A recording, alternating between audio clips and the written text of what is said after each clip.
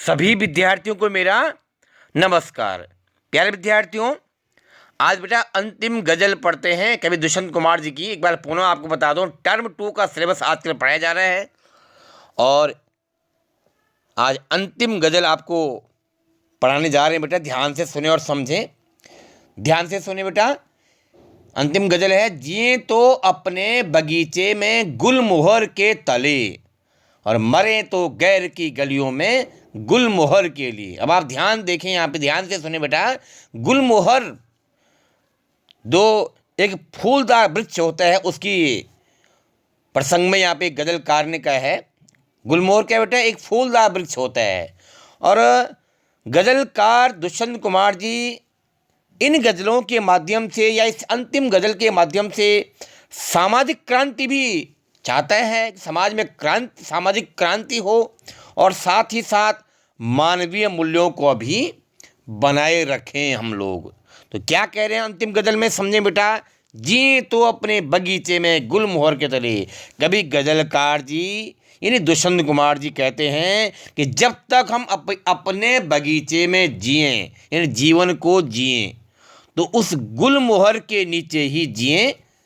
और यदि हमारी मृत्यु भी हो जाए, लिखा है ना कि मरे तो गैर मतलब परायों, यदि हमारी मृत्यु भी हो जाए तो हम परायों की गलियों में, दूसरों की गलियों में ही उस गुलमोहर के लिए ही मरे। मैंने कहा गुलमोहर एक फूलदार वृक्ष होता है जिसे प्रतीकात्मक रूप में यहाँ प्रयोग किया गया है। अब गुलमोहर किसके लिए प्रतीक है बेटा? मानवीय मूल्यों की एक तो संरचना के लिए, स्थापना के लिए, स्थापना कहें आप उसके लिए, यानी मानवीय मूल्यों की रक्षा के लिए, मानवीय मूल्यों की रक्षा के लिए इस गुलमोहर का प्रयोग किया गया है। एक बार फिर सुनिए बेटा। यानी गजलकार दुष्यंत कुमार जी कहते हैं कि जिए तो अपने बगीचे में गुलमोहर के तले। अब तले से मतलब क्या है? उसके आसपास, उसके साथ रहते हुए।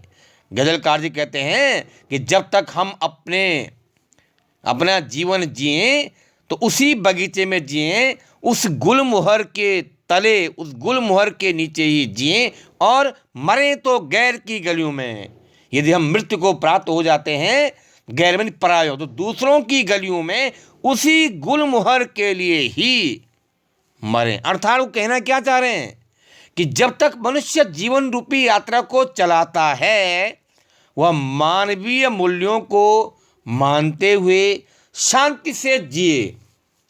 जब तक मनुष्य अपने जीवन रूपी इस यात्रा को आगे बढ़ाते हैं हम लोग, तो हम अपने मानवीय मूल्यों की रक्षा करते हुए, उन्हें मानते हुए, उन्हें अपनाते हुए शांति के साथ जिए।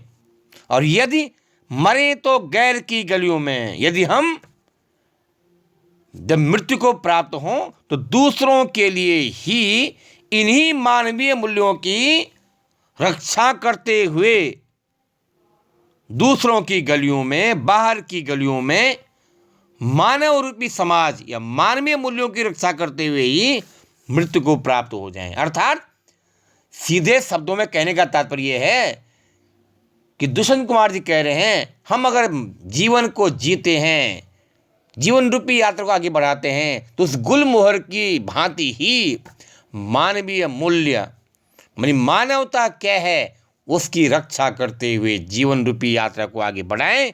और अगर हम मृत्यु को प्राप्त होते हैं, क्योंकि जीवन के बाद मृत्यु निश्चित है बेटा, तो उसी गुलमोहर की तरह मानवीय मूल्यों की रक्षा करते हुए ही अपने जीवन रूपी इस मृत्यु को जो हम सामना करेंगे उसे प्राप्त करें। ऐसे हमारी मनोवृत्ति होनी चाहिए, हमारी सोच होनी चाहिए, तभी समाज में सकारात्मक बदलाव आता है, समाज में सकारात्मक परिवर्तन होता है। ऐसा कौन कह रहे हैं?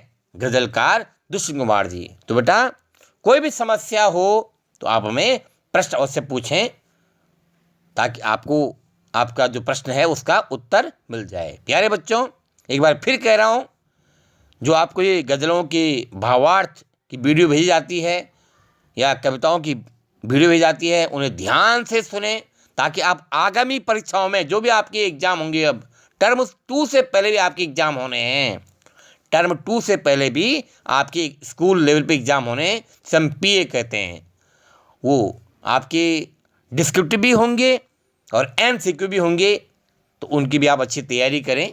ठीक है बेटा, कोई समस्या हो आप हमें प्रश्न अवश्य पूछें। धन्यवाद।